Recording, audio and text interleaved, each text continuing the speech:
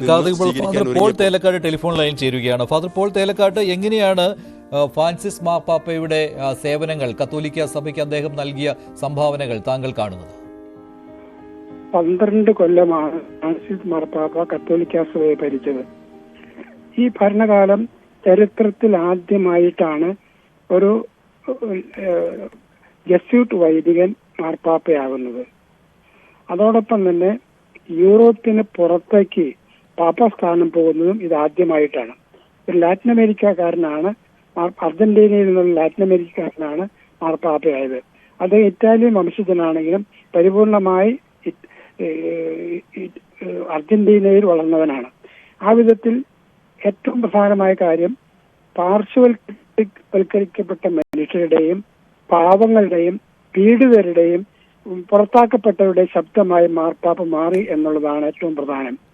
ഈ മാർപ്പാപ്പയാണ് വത്തിക്കാന്റെ അരമനയിലേക്ക് കാലുകുത്താൻ ഇഷ്ടപ്പെടാതെ അദ്ദേഹം പാപ്പാ സ്ഥാനത്തിന്റെ കുഷ്ഠമാണ് അരമന എന്ന് പറയാൻ ധൈര്യപ്പെട്ടത് മാർപ്പാപ്പയാണ്.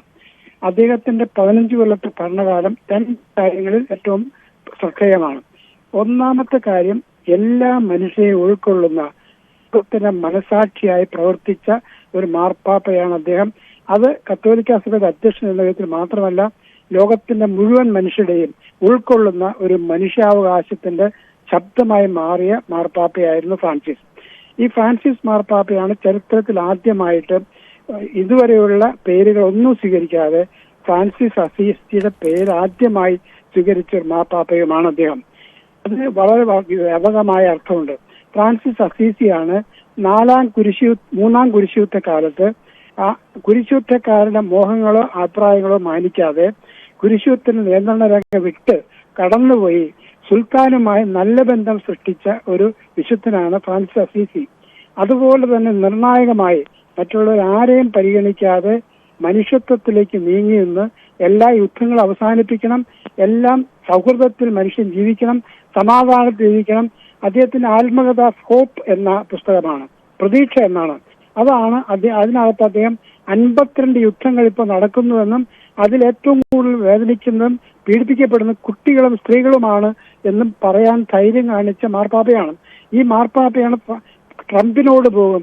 അതീശത്വവും വെള്ളക്കാരുടെ ആധിപത്യവുമല്ല ഭരണത്തിന്റെ ഏറ്റവും നിർണായക ശക്തിയാകേണ്ടത്, മനുഷ്യനെ സേവിക്കാനും മനുഷ്യത്വത്തെ എല്ലാവർക്കും ആദരിക്കാനും കഴിയണമെന്ന് ലോകത്തിന്റെ അധികാരികളെ വെല്ലുവിളിച്ചുകൊണ്ട് മാർപ്പാപ്പ പറയാൻ ധൈര്യം കാണിച്ചിട്ടുണ്ട്. അവസാനം രണ്ടാമതായി എനിക്ക് പറയാനുള്ളത്, ഈ മാർപ്പാപ്പ കത്തോലിക്ക സഭയിൽ വലിയ ഒരു വിപ്ലവം സൃഷ്ടിച്ച മാർപ്പാപ്പയായിരുന്നു. എന്താണ് അദ്ദേഹം സൃഷ്ടിച്ച വിപ്ലവം എന്ന് പറഞ്ഞാൽ, അദ്ദേഹം സിനഡാലിറ്റി എന്ന പദം കൊണ്ട് കത്തോലിക്ക സഭയിൽ അധികാര ഘടനയെ പൊളിച്ചെടുക്കുന്ന ഒരു കാഴ്ചപ്പാടാണ് അദ്ദേഹം ലോകത്തിന് സമർപ്പിച്ചത്. ഏറ്റവും പ്രധാനമായി എനിക്ക് പറയാൻ ആഗ്രഹമുള്ളത്, 2024 ഒക്ടോബറിൽ അവസാനിച്ച സിനഡിൽ, സാധാരണ സിനഡ് എന്ന് പറയുന്നത് മെത്രാന്മാരുടെ യോഗമാണ്. ആ സിനഡിലേക്ക് അൽമായരെയും സ്ത്രീകളെയും നിയമിച്ചുകൊണ്ട് അവർക്ക് പൂർണ്ണമായ എല്ലാ വോട്ടവകാശവും നൽകിയ ഒരു മാർപ്പാപ്പയാണ്. മനുഷ്യന് എല്ലാ കത്തോലിക്കരും ഒരുപോലെ മാമോദിസായിൽ ഒന്നാക്കപ്പെട്ട ഐക്യവും സമത്വവും ഉണ്ടെന്നും അധികാര ഘടനകൾ ഇതൊന്നും അധികാരത്തിന് വേണ്ടിയല്ല, സഭയെ സേവിക്കാനാണെന്നും മനുഷ്യരെ സേവിക്കാനാണെന്നും സഭയെ സേവിക്കാനാണെന്നും അത് അധികാര ഘടനയാകരുതെന്നും ആധിപത്യമാകരുതെന്നും വ്യക്തമായി പഠിപ്പിക്കുകയും അത് അനുശാസിക്കാൻ വേണ്ടിയുള്ള സിനഡുകൾ വിളിച്ചുകൂട്ടുകയും ചെയ്ത മാർപ്പാപ്പ കത്തോലിക്ക സഭയിലെ അധികാര ഘടന അയച്ചു പറഞ്ഞ ആളാണ്. ഈ മാർപ്പാപ്പയാണ് ചരിത്രത്തിൽ ആദ്യമായി സ്ത്രീകളുടെ കാല് കഴുകാൻ ധൈര്യം കാണിച്ചത്. സ്ത്രീകളുടെ കാല് മറ്റുള്ളവരോടും ചെയ്തോളാൻ പറഞ്ഞെങ്കിലും ഇന്ത്യയിൽ മാത്രം നടപ്പിലായതായിട്ട് ഞാൻ കണ്ടിട്ടില്ല. അതൊക്കെ ഒരു പുരുഷാധിപത്യത്തിന്റെ ഭാഗമായി നിലകൊള്ളുന്നു എന്നുള്ളതും ദുഃഖകരമായ കാര്യമാണ്. ആ വിധത്തിൽ ചരിത്രം സൃഷ്ടിച്ച മാർപ്പാപ്പയാണ്, ചരിത്രത്തിൽ ഒഴുകിപ്പോയ മാർപ്പാപ്പയല്ല, ചരിത്രം സൃഷ്ടിച്ച മാർപ്പാപ്പയാണ് ഫ്രാൻസിസ് മാർപ്പാപ്പ എന്നുള്ളതുകൊണ്ട് അദ്ദേഹം ലോകത്തിന് നൽകിയ ദൈവത്തിന്റെ ഏറ്റവും വലിയ അനുഗ്രഹമാണ് എന്നാണ് ഞാൻ കരുതുന്നത്.